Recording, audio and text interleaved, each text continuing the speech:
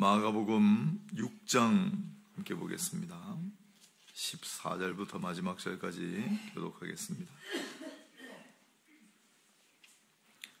14절부터 29절까지 교독하겠습니다. 마가복음 6장 14절 62페이지, 63페이지 걸쳐 있습니다. 6장 14절부터 29절까지 교독하겠습니다. 이에 예수의 이름이 드러난지라 헤롯 왕이 듣고 이르되 이는 세례 요한이 죽은 자 가운데서 살아났도다. 그러므로 이런 능력이 그 속에서 일어나느니라 하고, 어떤 이는 그가 엘리야라 하고 또 어떤 이는 그가 선지자니 옛 선지자 중의 하나와 같다 하되, 헤롯은 듣고 이르되 내가 목벤 요한 그가 살아났다 하더라. 근데 헤롯이 자기가 동생 빌립의 아내 헤로디아에게 장가든 거로 이 여자를 위하여 사람을 보내어 요한을 잡아 옥에 가두었으니, 이는 요한이 헤롯에게 말하되 동생의 아내를 취한 것이 옳지 않다 하였음이라. 헤로디아가 요한을 원수로 여겨 죽이고자 하였으되 하지 못한 것은, 헤롯이 요한을 의롭고 거룩한 사람으로 알고 두려워하여 보호하며 또 그의 말을 들을 때 크게 번민을 하면서도 달갑게 들음이라라.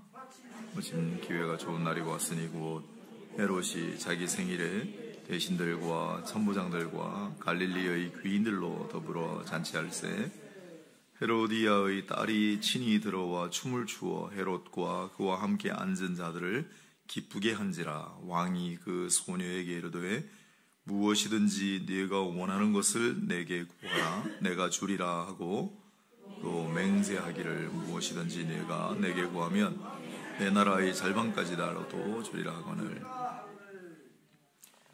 그가 나가서 그 어머니에게 말하되 내가 무엇을 구하리까? 그 어머니가 이르되 세례 요한의 머리를 구하라 하니, 그가 곧 왕에게 급히 들어가 구하여 이르되 세례 요한의 머리를 소반에 얹어 곧 내게 주기를 원하옵나이다 하니, 왕이 심히 근심하나 자기가 맹세한 것과 그 앉은 자들로 인하여 그를 거절할 수 없는지라.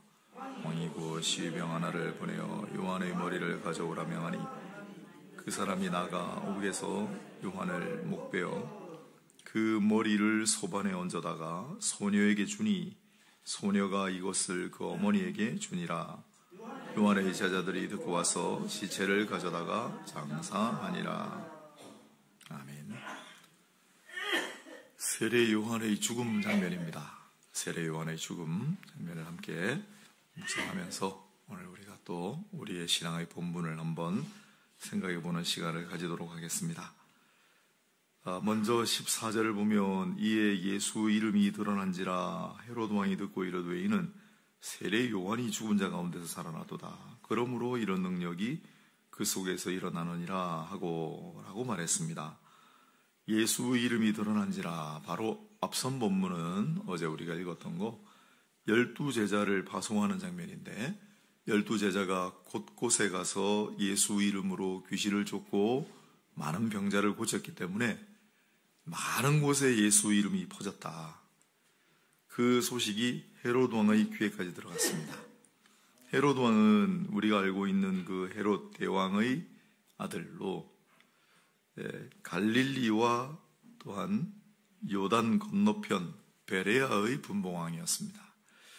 이 사람은 평생 소원이 왕이라는 소리를 듣는 거였는데, 사실 역사적으로는 공식적으로 로마로부터 왕으로 책봉되지는 못했습니다. 그런데 성경은 헤롯 왕이라고 해줍니다. 소원을 성취한 거죠. 성경을 통해 헤롯 왕이 갈릴리와 또한 요단 건너편을 다스리는 왕이었다는 것은 상당히 중요한 의미를 가지는데, 왜냐하면 예수님께서 주로 활동하시던 영역이 갈릴리하고 요단 건너편이기 때문이죠. 또한 세례 요한하고 밀접하게 연관된 것도, 세례 요한도 요단 건너편에서 주로 세례를 베풀고 활동했기 때문에 헤롯 왕이 자기 영지에서 자기 영지에서 막 활동하는 세례 요한을 잡아 가둔 거예요. 또 훗날 예수님도 잡아 죽이려고 하지요. 그 이유도 갈릴리하고 요단 건너편에서 예수님 주로 활동하셨기 때문에 자기 형제 내에서 활동하는 그런 사람을 죽이려고 한 것입니다. 헤롯 왕이 이 소식을 듣고 예수의 소문을 듣고 그렇게 능력이 있어 그 사람이 누구야 도대체 생각하다가 문득 자기가 죽인 세례 요한이 살아났나? 그래서 그렇게 능력이 많은가? 그렇게 생각하게 되었습니다. 그러면서 자기가 세례 요한을 죽인 장면을 삽입해놨죠. 이렇게 해서 세례 요한이 죽었다. 그래서 일종의 예수님과 세례 요한의 관계를 헤롯 왕이 매개하는 듯한 역할을 하게 되는데, 잠깐 여기서 우리가 세례 요한과 예수님의 관계를 한번 생각해 봅니다. 세례 요한은 어떤 사람인가? 예수님의 오시는 길을 예비한 사람이다. 우리가 알고 있기로 그냥 막연하게 예수의 길을 예비한 사람이다가 아니라 구체적으로, 성경은 구체적으로 논한다고 그랬잖아요. 많이 한번 생각해 보세요. 예수님이 잉태되시기 6개월 전에 세례 요한이 잉태됐어요. 그리고 복중에 있을 때부터 역시 엄마 뱃속에 있는 아기 예수가 가까이 오자 친척 관계였기 때문에 그걸 알아보고 복중에서 뛰놀았던 사람이 세례 요한이에요. 예수님이 오시는 길을 예비하는 것이 엄마 뱃속에서부터였다는 거예요. 그 다음에 공생의 기간 중에 세례 요한과 예수님의 관계는 이런 겁니다. 세례 요한이 등장해서 회개의 세례를 전하고 할 때 예수님께서 세례 요한에게 오셔서 세례를 받으셨습니다. 길을 예비한 거죠. 또한 세례 요한의 제자 중에 몇 사람이 예수님의 초기 제자가 됩니다. 길을 예비한 거죠. 쭉 흘러가서 세례 요한이 감옥에 갇혀요. 그때 사람들을 보내가지고 예수님께 묻습니다. 오실 그 이가 당신이 맞습니까? 그때 예수님께서 세례 요한에게 가서 전하라 라는 장면이 나와요. 그게 예수님께서 공생의 본격적인 활동을 시작하시게 되는 기점이 됩니다. 그 다음에 오늘 세례 요한의 죽음. 세례 요한이 죽고 난 다음에 예수님께서 본격적으로 마지막 사역을 시작하십니다. 오병이어의 사건을 일으키시고 그 다음부터 쭉 하시는 거죠. 그래서 세례 요한은 중요한 고비마다 예수님 앞에 나타나서 그야말로 예수님의 길을 예비하는 자로서의 삶을 충실히 다했습니다. 그리고 참 허망하게 죽었지만은, 그러나 그가 이 땅에 와서 받은 소명을 충분하게 감당했다 생각을 합니다. 우리는 어떤 사람들인가를 생각해 봅니다. 자주 우리가 얘기하지만 우리는 예수님의 재림, 다시 오심을 믿는 사람들이고, 예수께서 다시 오실 때까지 우리는 세례 요한의 사명을 감당해야 하는 자들이다. 예수님의 다시 오심을 준비하는 자들이다 라는 사실을 잊지 말고, 세례 요한이 어떻게 예수님의 오심을 준비했는지를 잘 기억하셔서 누구보다도 예수 그리스도를 자각했던 인물이에요. 엄마 뱃속에서부터. 그러니 우리도 예수 그리스도를 누구보다도 잘 인지하고 예수 그리스도라고 하는 그 사실을 다 민감하게 반응하고 일상생활 속에서 말하든지 일하든지 사람을 만나든지 조건만사적으로 예수 그리스도를 말할 수 있고, 예수 그리스도의 말씀을 전할 수 있고, 예수 그리스도의 삶의 행적을 보일 수 있는 주님 다시 오심을 예비하는 자로 살아가는 저와 여러분이 되시기를 바랍니다. 정말 이 인식이 필요해요. 그러면 세례 요한은 또 구체적으로 어떻게 예수님을 예비하고 예수님과 관련이 있는가? 자, 세례 요한이 죽게 된 배경을 쭉 설명하고 있는데 15절을 다시 보겠습니다. 어떤 사람은 예수님을 엘리야라고 하고 어떤 사람은 선지자라고 하고, 이제 뒤에도 나오죠. 사람들이 나를 누구라고 하느냐? 어떤 사람은 엘리야라고 하고, 왜 엘리야라고 했을까요? 제가 자주 말씀드렸습니다마는 예수님께서 활동하시던 지역이 엘리야가 주로 활동하시던 지역과 겹칩니다. 그리고 엘리야는 회오리바람을 타고 하늘로 갔기 때문에 유대인들에게는 늘 엘리야가 다시 올 거라는 그런 생각이 있었습니다. 그래서 활동 영역도 겹치고, 그리고 예수님께서 놀라운 이적을 베푸시자 엘리야가 다시 왔구나 라고 생각하게 된 것입니다. 선지자다 그랬는데, 물론 모세가 말했던 바로 그 선지자인 것 같진 않은데 15절은, 그러나 어쨌든 사람들은 그를 선지자 중의 하나라고 여겼습니다. 하지만 16절, 헤롯은 유독 내가 목벤 요한 그가 살아났다. 이제 일종의 간접적인 부활신앙을 고백하는 사람이 됐어요.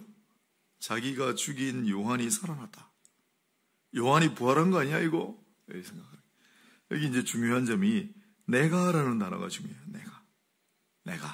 내가 목벤. 왜냐하면 뒤에 보면은 세례 요한이 어떻게 죽었습니까? 세례 요한을 죽이고 싶어서 안달났던 사람은 여기에 있는 헤롯 왕의 부인이 된 헤로디아라고 하는 인물입니다. 17절에 있죠. 자기가 동생 빌립의 아내 헤로디아, 이복 동생 빌립의 아내가 된 인물 헤로디아.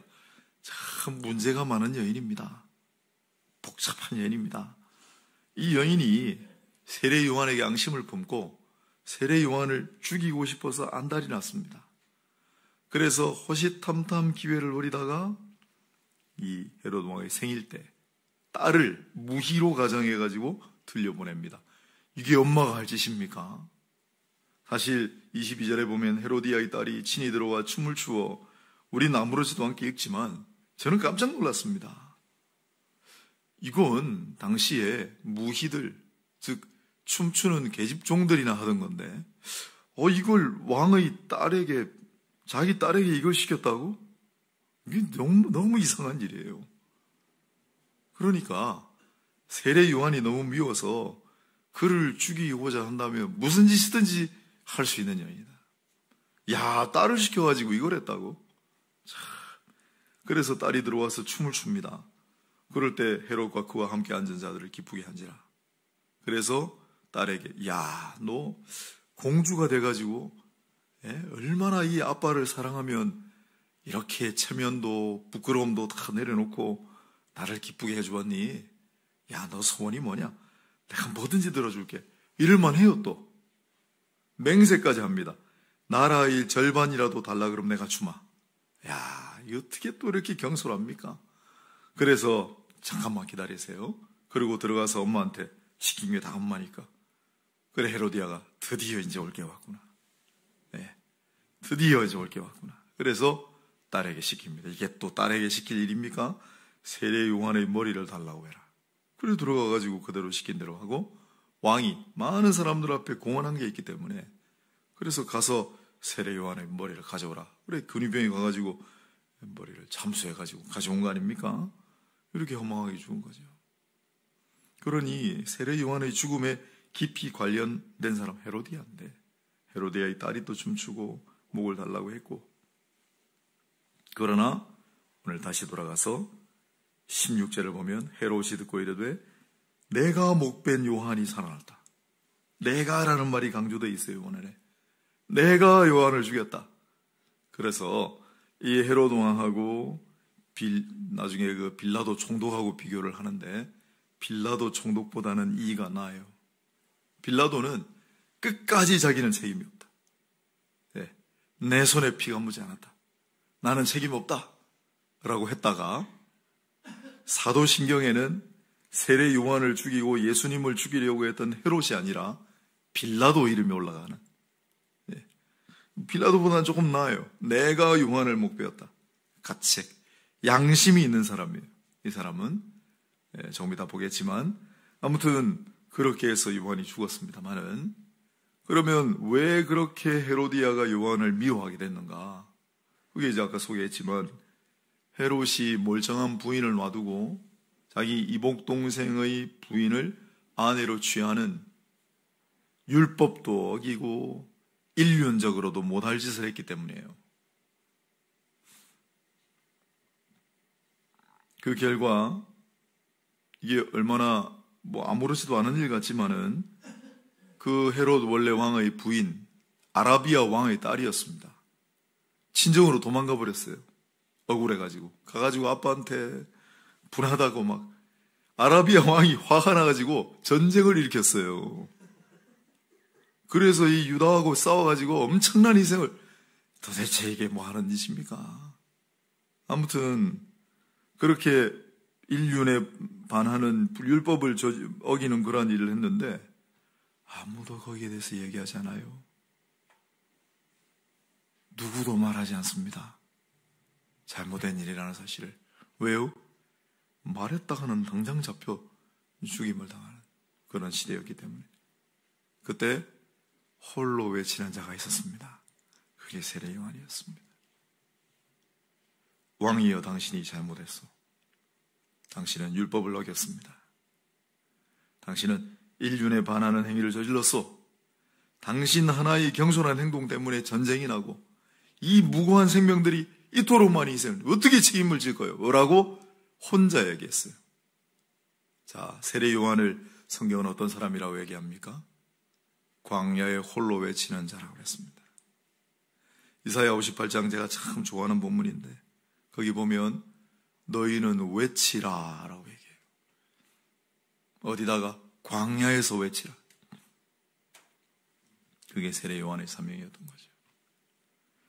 선지자적인 외침인데 오늘 이 시대의 교회에서 실종된 목소리입니다. 오늘 이 시대를 살아가는 성도들 가운데 실종돼 버린 목소리입니다.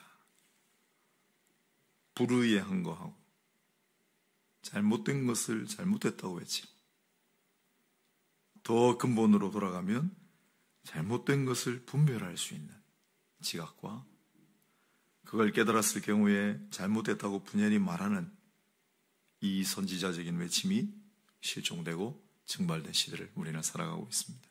그러나 하나님께서는 너희는 광야에서 외치라, 외치는 자의 소리가 되라 하고 분명히 말씀하셨습니다. 우리가 사명을 망각하고 살아가는 것이지 하나님의 말씀은 변함이 없습니다. 사랑하는 여러분이요, 우리 교회가 해야 할 일, 성도가 나아가야 할 길이 여러 가지인데 부디 이러한 축이 있다는 사실을 잊지 마시고 늘 참과 거짓을 분별할 수 있는 지각과 통찰력을 달라고 우리 기도해야 됩니다. 그것조차 기도하지 않으니까. 그리고 무언가 잘못된 것이 있다는 걸 깨달을 때 우리는 잘못된 것을 잘못되었다고 말할 수 있는 용기가 필요합니다. 그게 우리 개신교회가 태어난 근본적인 원인이었습니다. 네. 우리를 항의하는 자들이라고 불렀잖아요. 프로테스탄트. 왜? 교황이 잘못한 걸 잘못했다고 얘기했기 때문에, 추기경들이 잘못한 걸 잘못했다고 얘기했기 때문에 아무도 얘기하지 않았어요. 왜요? 만약에 입을 뻥긋했다가는 불경죄로 잡혀가 좀 죽었기 때문에 아무도 얘기하지 않아요. 그러나 루터를 비롯한 일단의 무리들이 자기의 생명을 감수하고 잘못된 것을 잘못했다고 항의하면서 개신교가 태어난 거예요. 우리가 그 본분을 망각하고 살아가고 있다 생각이 듭니다. 우리 주님의 길을 예비하는 세례 요한의 그러한 사명자의 길을 걸어가고, 또한 세례 요한이 광야에서 외치는 자의 소리였던 것처럼 우리도 외치는 자의 사명을 감당하며 살아갈 수 있게 되기를 바랍니다. 헤롯 왕을 좀 살펴보겠습니다.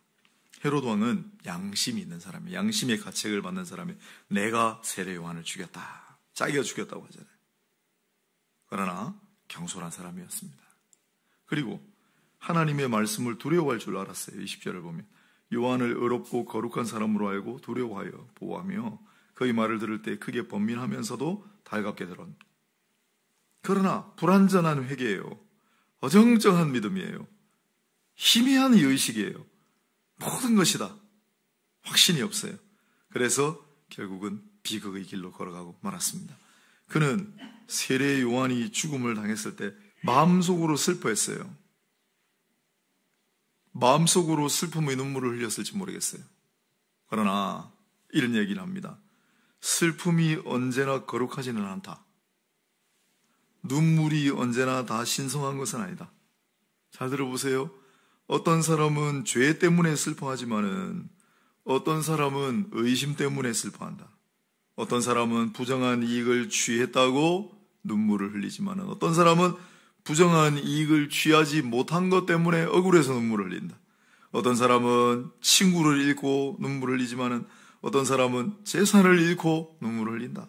어떤 사람은 동정의 눈물을 흘리지만 어떤 사람은 분노의 눈물을 흘린다. 분함의 눈물을 흘린다. 어떤 어머니는 시들은 꽃처럼 죽은 품에 안긴 아기를 위해서 울지만 어떤 사람은 자기 품에 있던 동전 한 잎을 잃고서 운다. 그렇습니다. 우리가 흘려야 될 눈물은 무엇인지, 우리가 가져야 할 참된 슬픔은 무엇인지를 이 헤롯의 모습을 보면서 생각하게 됩니다. 부디 잘 분별하고 또한 선한 양심 가지고 온전한 회개를 가지고 살아가는 그런 우리 모두가 될 수 있기를 바랍니다. 마지막으로 세례 요한이 왜 이렇게 헛되게 죽임을 당하는가 생각해 봅니다. 참 허망한 죽음이죠. 마지막에 유언을 남기지도 않고, 자, 가서 얼른 그의 머리를 베어오라. 나가서 베어다가 바쳤다. 이게 끝이에요. 세례 요한. 예수님이 뭐라고 하셨습니까? 여자로부터 난 자 중에 그보다 더 큰 자가 없다. 그런 사람의 죽음치고 너무나 허망합니다. 가장 의로운 사람도 종종 시련을 겪습니다. 우리가 이 세례 요한의 모습을 통해, 마지막을 통해 이런 생각을 또 해봅니다. 주님도 어차피 마지막에 이런 길을 걸어가시게 돼요. 가시 면류관을 쓰신 그리스도를 따르는 자들에게 장미의 화환은 없다. 그러나 하나님은 무관심한 듯 보이지만은 그렇지 않다는 거예요. 당신의 백성이 환난당할 때 하나님은 어떤 순간보다 가까이 계신다. 세례 요한이 목배임을 당할 때 세례 요한의 평생의 사역 가운데 하나님은 가장 가까이 계셨을 겁니다. 예수께서 십자가에 못 박히시는 순간 하나님은 그 어느 순간보다도 가까이 계셨습니다. 예수께서 그걸 아셨기 때문에 나의 아버지여, 나의 아버지여, 나의 아버지여, 어찌하여 나를 버리시나이까? 나의 아버지여, 내 영혼을 받으소서 외치셨던 거죠.